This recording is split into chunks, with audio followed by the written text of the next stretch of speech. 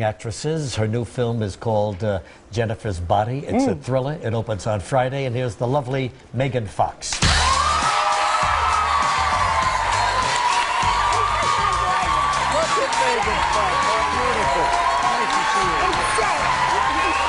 not even possible.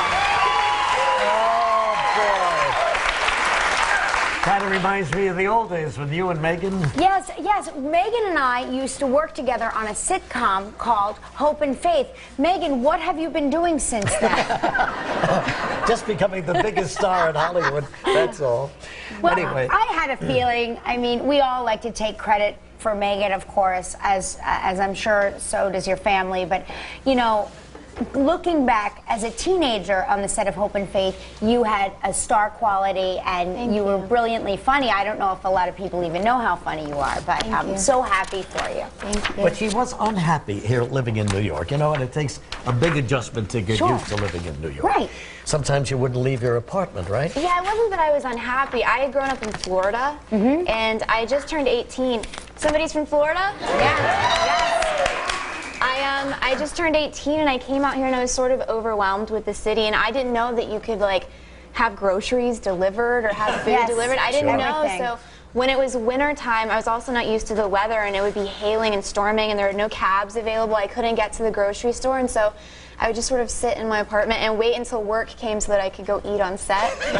We would watch her come in and I'm like, does Megan look thin to you? Yeah. And now you can't go anywhere without those paparazzis chasing you down the street. Yeah, but I don't have it as bad as, like, you know, Britney or somebody that's super mega famous. But I feel like everybody, if you're in the industry, you get followed now, and it's not, you know, it's not fun. But it's hard to explain to people that haven't lived it yet. It sounds like you're complaining about. No, you're not. But you seem like you handle it very well. Like, I never see you angry with people. Like, you seem like you just sort of go about your business and go through your life. Yeah, I try. There have been a couple of times it's been invasive when you're trying to, you know, being with your kids and. Sure.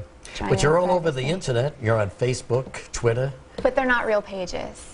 I don't have. So those are impersonators of you. I don't. You have mean Facebook. So when you friended me, you weren't really friending me? I don't have MySpace or Twitter or Facebook or any of that. So those But there are are people impersonating her? Yeah, didn't somebody just impersonate you? Yeah, people impersonate Who us. impersonates you? Well, on our Twitter page, there's a fake you and me communicating Somebody's with us. impersonating me? Us, yeah. And they send messages to people all day long about like what they're doing with their day, and as you, but it's not you.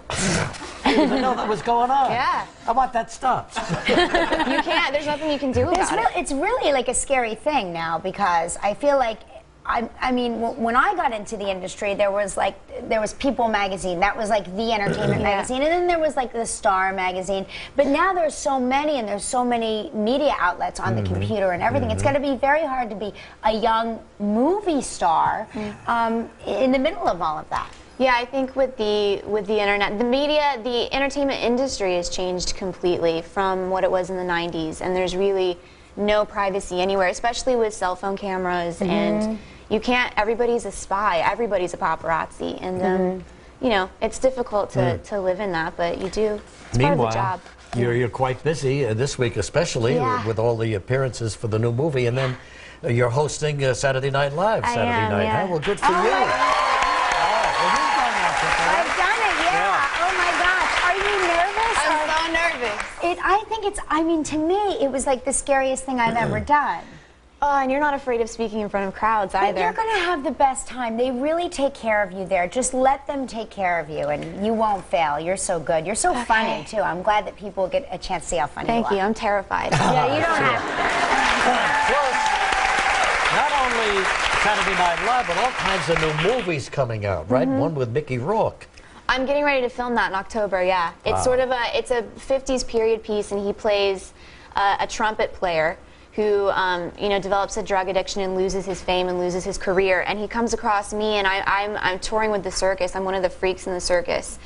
You're a freak? Yeah, circus freak. I'm a bird girl. I have giant wings that have grown out of my back. When I went through puberty, I sprouted giant wings. And so people come and pay to view her and look at her, and she basically lives her life in a glass box. Oh my gosh. Yeah. Kind of a sad role, but... Sure, but it's a love, it's like this twisted, really interesting, heart-wrenching love story. This? The whole world's ahead of her right now, you know. She's really there, beginning a terrific career. We'll come right back with Megan.